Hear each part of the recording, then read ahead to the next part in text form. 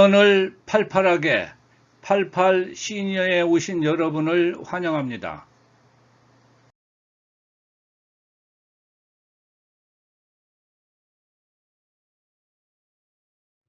지금 이 영상을 보시는 여러분들은 행운을 잡으셨습니다. 오늘은 천재과학자 스웨덴보리의 감동적인 천국체험기 위대한 선물에 대하여 설명드리겠습니다. 죽음 이후에 천국이 있다는 사실에 확신이 생기고 죽음이 두렵지 않게 되며 지상에서 어떻게 살아야 천국에 갈 수 있는지 이 모든 비밀을 알게 되십니다. 여러분의 운명을 바꿔놓을 수도 있습니다.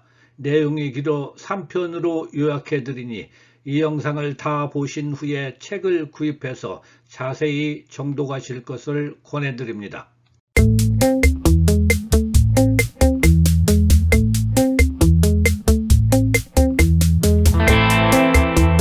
인생에서 오직 확실한 것은 누구나 반드시 죽는다는 것 하나밖에 없습니다.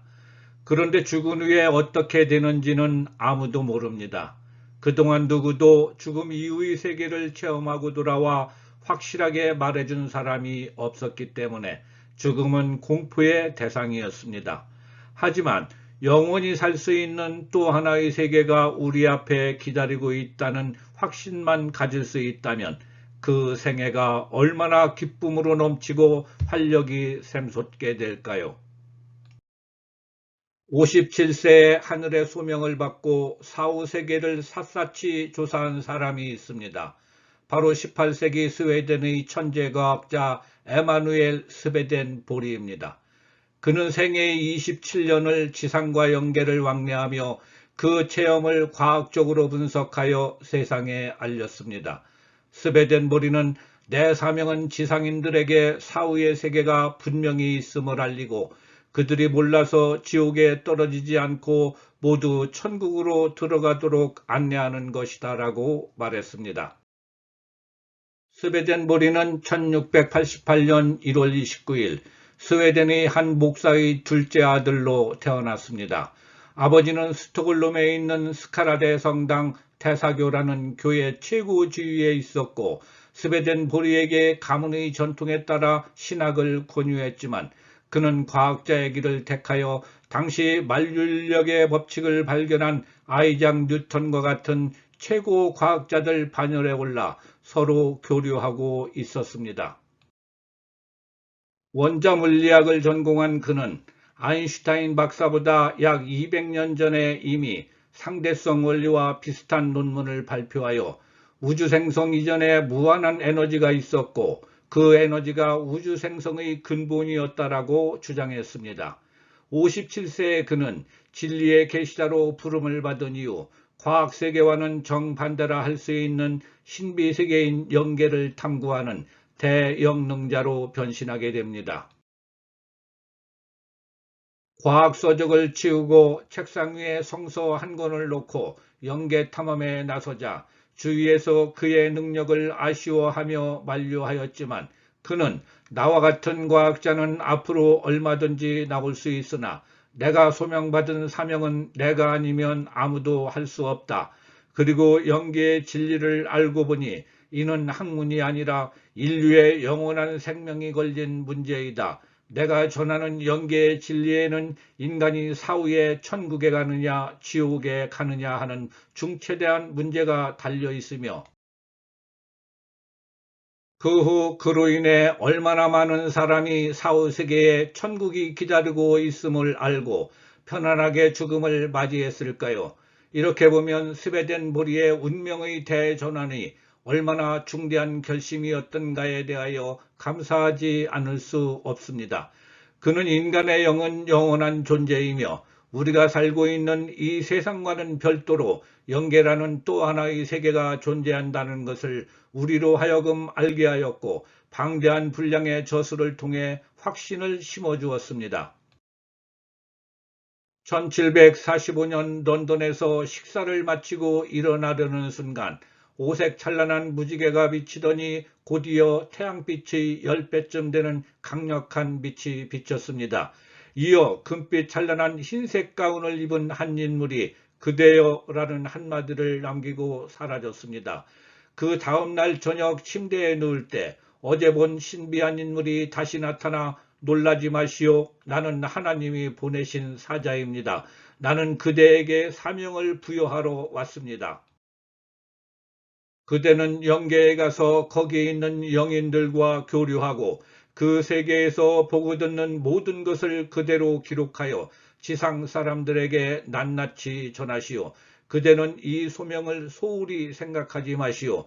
이 불가사의한 인물을 만난 이후로 그에게 영계의 문이 활짝 열렸습니다.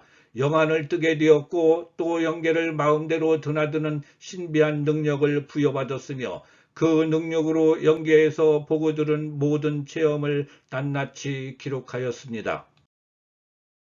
이 기술은 지상에 그의 육체를 죽은 상태로 놔두고 영적인 몸 곧 영체를 육신으로부터 분리시키는 체의 이탈입니다. 세상에서는 이를 사망이라고 하는데 죽는 것은 육신뿐이요 영체는 영계로 이동해 영생하게 됩니다. 스베덴 보리도 죽은 사람처럼 육체를 놔두고 완벽한 영체로 영계를 왕래하였습니다. 육신은 영체가 입고 있는 의복과 같아서 벗었을 때는 영인이요 육신을 입으면 인간이 됩니다. 영체는 눈에 보이지 않는 영혼이 아니고 완벽한 육체와 결합된 지상에서의 모습과 똑같습니다.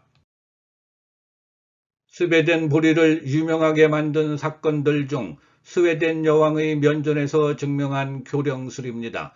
스웨덴 여왕이 스웨덴 보리를 시험하기 위해 궁전에 불러 어떤 죽은 장군의 유서의 내용을 맞춰보라고 지시하자 바로 영계에 가서 장군을 만난 후 전쟁에서 전공을 세운 부하에게 서운해달라는 유서의 내용을 신하들 앞에서 먼저 말하고 같은 내용의 유서를 낭독하여 주위를 깜짝 놀라게 했고 이 사건은 금세 날개가 달린 것처럼 전 유럽에 퍼져나갔습니다. 두 번째, 네덜란드 대사 미망인 사건입니다.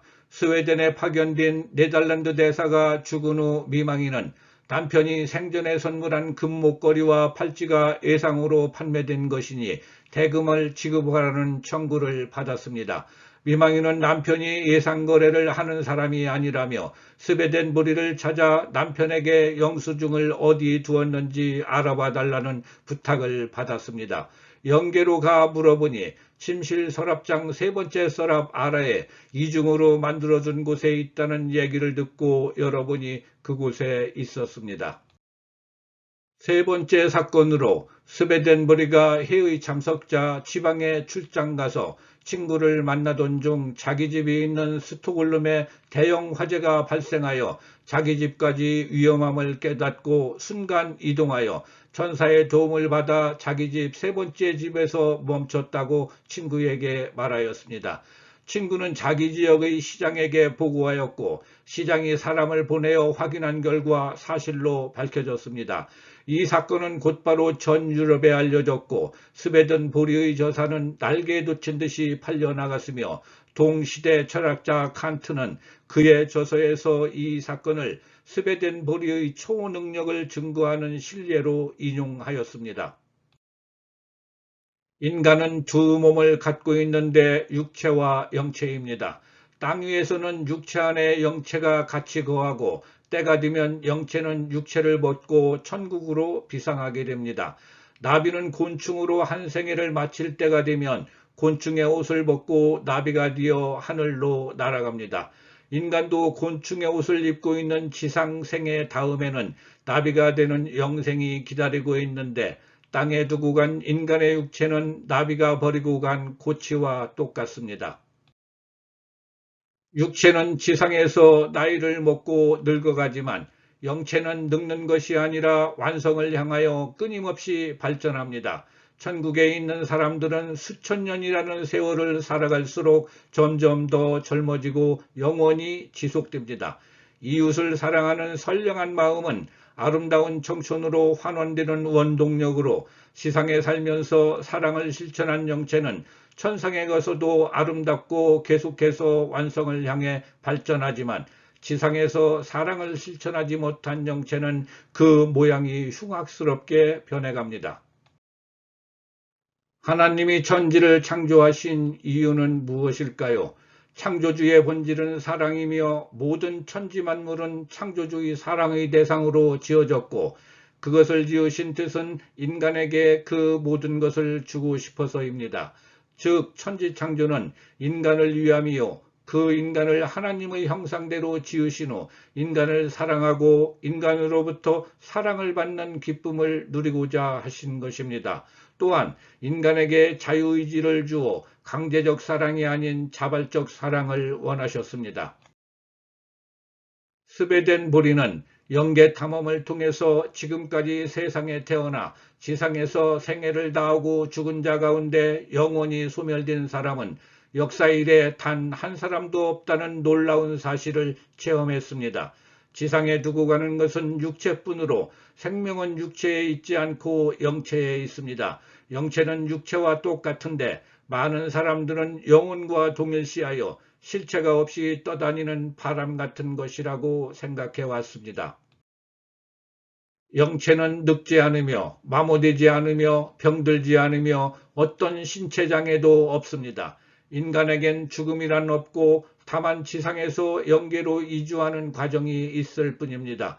세상에서는 이를 죽음이라고 하는데 이는 전혀 공포의 대상이 아니며 태아가 모태를 통해 태어나듯 나비가 고치를 먹고 비상하듯 인간은 지상에서 영계로 다시 태어나는 것입니다. 장애인이면서 차선 사업가인 헬렌 켈러는 그의 저서를 통해 스베덴 보리의 메시지는 우리 마음에서 단숨에 죽음의 공포를 떨쳐버리게 합니다. 나는 지금 용감한 발걸음으로 무덤을 향하여 전진할 수 있습니다. 죽음 다음에 무엇이 있는지 잘 알기 때문입니다. 나는 죽음이 두렵지 않습니다. 죽음이란 곳 새로운 탄생이란 것을 알기 때문입니다. 라고 적었습니다. 죽음에는 많은 경우 말할 수 없는 육신의 고통이 따릅니다. 그러나 육신의 고통은 임종 전에 반드시 사라지고 곧 이루 말할 수 없는 평안이 찾아오며 하늘에 오르는 환희를 맛보게 됩니다. 영계에서 보내온 안내 영인들이 육체가 육신으로부터 분리되는 것을 도와줍니다. 이때 육적 오관은 사라지고 영적 오관이 서서히 열리며 그동안 전혀 인식하지 못했던 영의 세계가 눈앞에 나타나게 됩니다. 임종한 영인과 안내 영인은 생각의 대화, 상념의 대화를 나눕니다. 안내 영인은 임종 영인을 안고 영계로의 비상을 시작하며 임종 영인은 황홀감과 기쁨 속에 영계로 입적합니다. 이때 임종자 모두가 최초로 가는 곳은 중간 영계입니다. 임종한 영인이 최초의 안내 영인과 서로 수준이 맞지 않으면 교체하는 경우가 있습니다. 안내 영인들은 최고 선영들이며 천사급인데 임종자의 영이가 그 수준에 못 미치면 불편하여 안내 영인을 거부합니다. 그러면 그보다 낮은 급의 안내 영인이 다시 내려오고 그래도 안 맞으면 다시 교체하여 최악의 경우 지옥에서 내려오게 됩니다.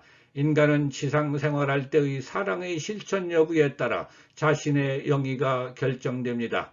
2부에서 계속됩니다.